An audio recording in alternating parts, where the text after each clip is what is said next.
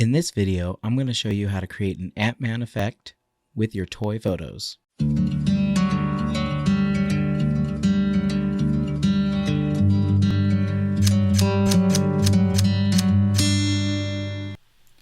Hello and welcome back to another toy photography tutorial. In today's tutorial, I'm going to show you guys how to create an Ant-Man effect, an action effect, within Photoshop and apply it to your other Ant-Man toy photos. What's really great about this action effect that I'm going to show you guys is you can apply it to the rest of your Ant-Man photos. It can just be used with any type of pose that he'll be doing, whether it be an action pose, running, jumping, anything. So it's a really good versatile technique. And it's really easy to do. There is a multiple layers, but really it just comes down to personal preference, how many layers you want to add to the effect. So what we're going to do is I'm going to open up a toy photo I took earlier, and I'll show you guys how I'm going to edit it and add the effect. So let's go ahead and let's do this.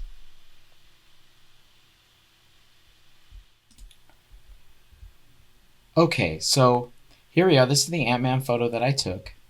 What I did is I just did an object selection tool. I'm going to take him apart from this background, and I'm going to insert him into a new background of my choice. But if you guys took your Ant-Man photo outside and you want like an outside background, like that is fine too. You don't have to, you can go ahead and skip this step, what I'm about to do. You're not going to need it for the photo that you did outside or anything like that. Only if you choose to insert a new background into the photo. So I'm just going to copy this and I'm going to move it over into my background right here. You can see I put him in right there, and now he is cut away from the background and he's his own separate layer. Now that is something you're going to have to be aware of, that you will have to select your Ant-Man figure and create his own layer. So then that way, when you're adding the effect, all the layers get put behind him, and that's what you want. So let's go ahead and let's start with the new layer. So we just have this one right here. We'll just hit Control J to make a new layer, and we'll put him below right there. So that's just the first copy right there. We're just going to probably name this one Ant-Man number 2. There we go. I like to keep all my stuff organized. So if we move it, see, as you can see, there's Ant-Man 1. Put him back there. And Ant-Man 2 is right. Oh, no. Don't do that. Select it. I'm not doing that. All right. Control T to transform. There we go. Now we can grab it and move it. So what we're going to do is we're just going to go ahead and scale this first to the size that we want. I'm going to make him really, really big, because the effect I'm going to show you guys is him going from really big to small, back to basically normal size. So what we're going to do is we're going to keep stretching this up, probably kind of to the top. What I'm going to do is I'm going to bring him down, because I kind of want him to be in the same pose. I didn't want to put his feet in there. So that way it's kind of like roughly the same type of pose. There we go. Make it just a tad bit bigger. And there we go. Perfect. And what we'll do is to line them up, we just line them up with whatever, pick a spot to line them up. And then that way the effect is very smooth and fluid. It's not so whoa, because in the movie, it's it's a very symmetric type of movement. So from right here, it looks pretty good. So then now what we want to do is we want to change this opacity first. So we'll do about 39, 35, 37. Like I said, it's all personal preference from here on out, really, of how you want it to look. But the effect is still going to be the same for everyone. You'll just have different tweaks and stuff you did there. So I'm just going to do 37 for the opacity. And then what we're going to do is I'm going to convert this to a smart object. What's great about converting stuff to a smart object is you can do effects in Photoshop, like change the layer. But if you don't like what you did, you can just click on that part of the thing that you did, whether it be like a blur effect, hue, saturation, anything like that. You can just go ahead and like delete it without having to delete everything else that you did. So we just go ahead and you right click it and you turn it into a smart object. So from here we'll do filter, blur, Gaussian blur, and I'll probably do around 9, maybe 6. Let's see, it all depends how it looks from here. I'll go probably do 6. There we go. Hit OK. And as you can see, as a smart filter, so I can turn the Gaussian blur on or off, or just delete it, and I don't have to worry about it. So from here, we want to go filter. So what we want to do is create like a downward motion, because as he's shrinking down, it's like a downward motion. So we want to show that. So a good way to do that is let's rotate the image clockwise. There we go. And then we'll do filter, stylize, go to wind, and let me have it zoom out here so we can see it. Zoom it out.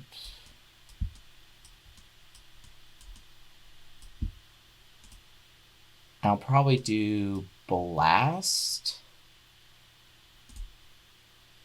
Hit OK. And as you can see, I'll go ahead and zoom in. I chose blast right from the right.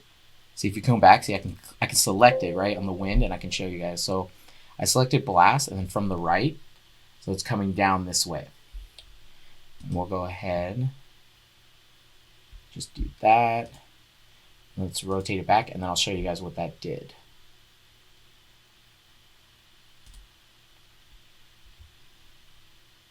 There we go. Go ahead and zoom in.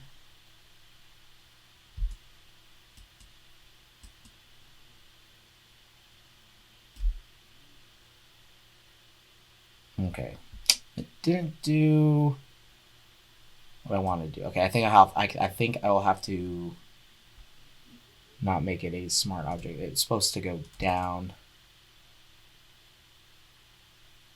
but it still looks pretty good. Kind of creates that like digital effect, but I'm going to go ahead and I'll delete it. So this is what's great about making it a smart object is you can go ahead and delete the wind.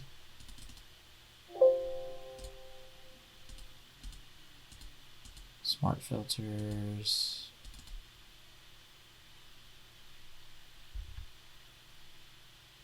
Let's see, blending wind.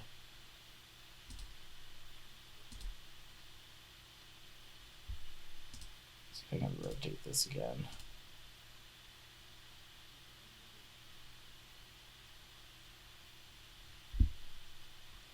Okay, see, so it went down like that. Let's see, let me do.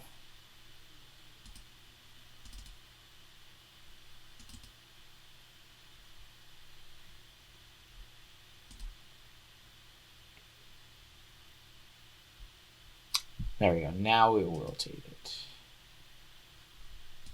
Let me unselect the layer. Image, rotate. Oh, not that way.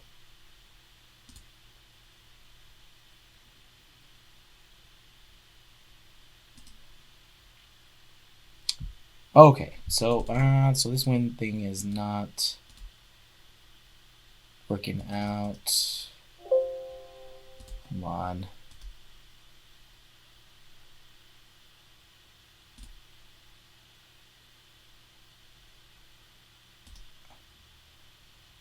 I'm going to delete that smart filter. Here we go, and then I'm going to raterize the layer real quick. We'll keep everything the same, and then we're going to go ahead and do the wind effect not being a smart object. So we'll just go rotate clockwise, and then we will go into filter, stylize, wind, from the right, blast. There we go. Image, rotate counterclockwise, and there we go. That's what I wanted to show you guys right there. So pro tip on that, wind effects will adjust based on the rotation of the photo. So as you can see, now it's going in like in a downward motion. There we go. So there we go. So that's the first, that would be the first layer of this Ant-Man effect. So then we just go back and hit Control J to create a new one, put it behind him. There we go. And we'll call this one, cancel that. We'll go ahead and cancel this one as, rename it as Ant-Man 3. Go here, Control T to transform. And there we go. And we're just going to now make it big.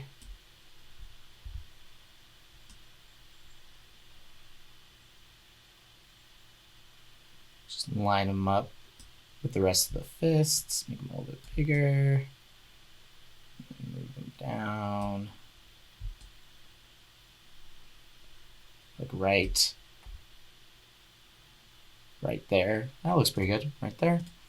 So then now we just got to choose, now we have to then change the opacity. We're going to do this about 41%, like so. Then you just go into filter, blur, Gaussian blur. There we go, and kind of blurs it out a little bit. We'll go maybe a little bit more. Oh, we'll keep it at 6. It's pretty good. But now what we want to do is we want to continue that motion, the downward motion. So now we want to add another filter. This time it's not going to be like a stylized wind effect. We're going to then change it to a regular motion blur. Motion blur. And we'll kind of put a little bit more motion in this one, probably like around 44, about 40 pixels. And we're going to change it to -90. Right there, so it's a straight downward motion. Boom, we hit OK. And there we go. So that's the second, or the third layer. So now we want to make another one. Hit Control J. Put it behind. Change this one to Ant-Man number 4. Change the opacity. About 49%. Kind of change the opacity a little early, so that now we want to go ahead and make them bigger, line them up, all right, move them down. I like to line up those fists, so we can kind of go like da-da-da-da. Okay, just move them down a little bit. It's looking pretty good. And now we just then add our filters.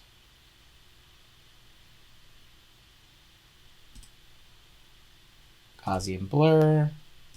And the Gaussian blur is going to be about the same. And again, the motion blurs as well as the Gaussian blurs, those are all going to be personal preference, to a certain point. So there we go. Hit OK on that motion blur. And there we go. Now we're just going to go ahead and hit Control J again. Move it down. Do Ant-Man number 5. And we're going to then change the opacity. The one thing that doesn't change is we kind of increase the opacity. Like we start it real low, like really faded, but then we start increasing it so that way it'll get to a point where it's like, boom, 100% opacity. So from here, we're going to go and now we're going to jump it up to like 64. So that way he's not so faded all the way through. So that way it kind of gets a very seamless effect. So now we got that. Let's go ahead now. Oh. We got 5. Let's go ahead and adjust it again. Okay, there we go. Just lower it, kind of keeping the gloves. For this one, this is my point where I kind of try to keep everything lined up. So we'll just keep it right there.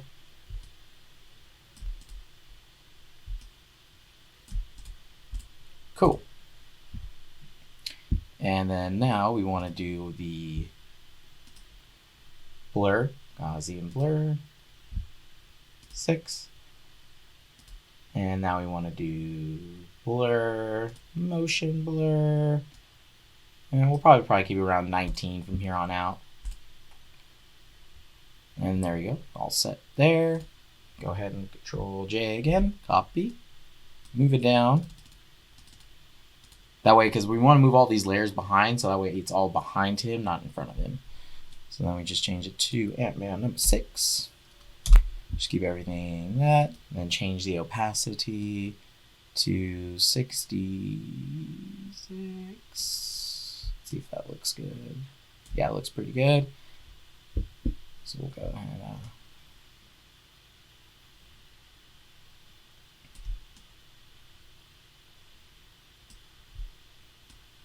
There we go. You can always like then adjust these sizes to your, if you're starting to look and go, oh, I kind of want them to be, I want the transition to be a little bit closer or anything like that. You can always do that. You don't have to follow this directly. It's really just like if you want to have more layers and more of a transition, you can do that too. You don't have to like go, oh, okay, you need to have exactly 8 layers, things like that. You don't need to have to do that. You can just do as many layers as you want. But it's going to be just the same thing. We're adding the Gaussian blur, the motion blur, depending on which way the action is going. In this case, he's just shrinking down, so we make the motion blur going down and stuff like that. So we do Gaussian blur again, filter, blur, motion blur. And there we go. Now we'll go here, Control J. Another copy, yeah, and number 7, right? 7. We'll go ahead and drag him up, like so. Probably just make this one a little lower. There we go, like that. And change that opacity. So now we're probably going to want to be in the 75 range. See size, you can see it just goes as you go in. It starts to become more and more looking like this. So then let's go back, blur, Gaussian blur, 6, filter, blur, motion blur, goes down. Then we'll go ahead and Control J, move it down. Make it bigger. Oh, let's name it.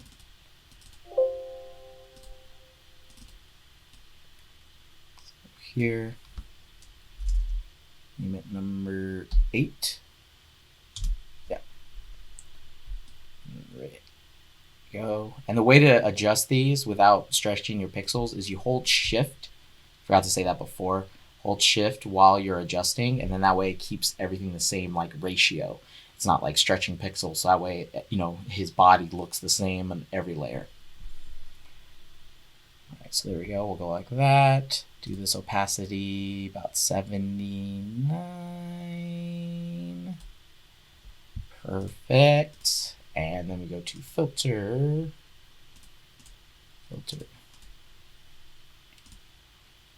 blur, Gaussian blur, 6, filter, blur, motion blur.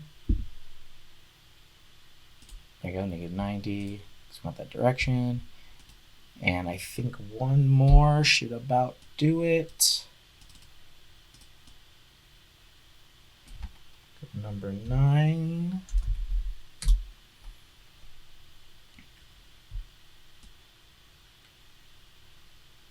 Like that. Do the opacity around 82. That looks pretty good. And do the last filter, blur, Gaussian blur, boom, motion blur, boom. And there we go. Now we have all of those layers. As you can see, we got 1 through, well, they all got kind of mixed out of order, but we got 9 layers total. We have our fade one in the back, as well as the rest of these right here. So from this point, what we want to do is we want to go ahead and group all of these layers. So go ahead and group them, Control G. That way you just know where all of that is at. So Ant-Man. And now we have an Ant-Man shrinking effect. As you see, it looks pretty cool. So from here, we can go ahead and add other effects, right? So you can add another layer and call it like snow, and you could go ahead and drop snow effects into the photo, or if you wanted to create smoke and maybe do a brush. See, let's go here, maybe like a smoke brush right here, a little bit bigger. All right, let's see. There we go. See, and if you wanted to add some smoke here, kind of change up the way the effect goes, you know, kind of create more action. I don't want to do that. Kind of want to make that brush bigger. Make it about like this. There we go, like that. So you can kind of create some smoke here, you know, kind of make it create like a little action, things like that. But then from here, we can go ahead now and edit the photo to kind of match it, kind of color grade the whole thing, make it look really seamless. I already initially did that on my first layer, right here, Ant-Man number 1. I already went and, before showing you guys how to do this effect, I already went and kind of changed the lighting and things like that. If you guys want to see those types of adjustments, I'll be happy to do a video on those for you guys. Just let me know down in the comments below. But then from here, we can go ahead and compile all of these layers and then be able to tweak our adjustments to edit the photo the way you want it. So we want to go ahead and Control-Alt-Shift-E on the top layer. And there we go. So now we have this layer we can call Final. And then from here, I always like doing this as Convert a Smart Object. Again, as I was saying before, because then if I can make edits in the camera raw filter, and if I don't like them, I can go back and readjust it, no problem. Alrighty, and there we go. I do have a couple of these presets that I like to use as a starting point. Yeah, because I really like, ooh, that's really good. I really like those colors. That's actually almost looks like an Ant-Man movie poster. The way the colors are, and you can, I just like it because you can adjust those presets, and then from there, you know, use that as a foundation, and then just change it from here on out. But I'm gonna show you guys the final image at the end of the video, because I'm gonna add a little bit more stuff. I kind of want to add some fog and some more snow, because the background I have is like a snowy type of scene back there. But that's it. As you guys can see, this is a awesome way to add realism into your toy photos. I really like using Photoshop to create that realism. You can always use practical effects too, and then use Photoshop to supplement it. I can't always get out there and use practical effects, so Photoshop is an excellent tool for me to use to accomplish that. And here's the final edited image, adding the extra fog and snow that I mentioned earlier. As you can see, this is a great effect that you can use to add realism to your Ant-Man toy photos. If you guys have any questions about today's tutorial, go ahead and leave a comment down below, and I'll be happy to answer any questions that you guys have. If you guys like to check out some more of my toy photography work, as well as the gear that I use for my toy photos, there'll be a link down in the description to my website so you guys can go and check it out. I hope you guys enjoyed today's video. If you did, please like and subscribe for more toy photography tutorials. I'm Brent England with Brent England Photography. Thanks for watching, keep taking photos, and I'll see you guys in the next one.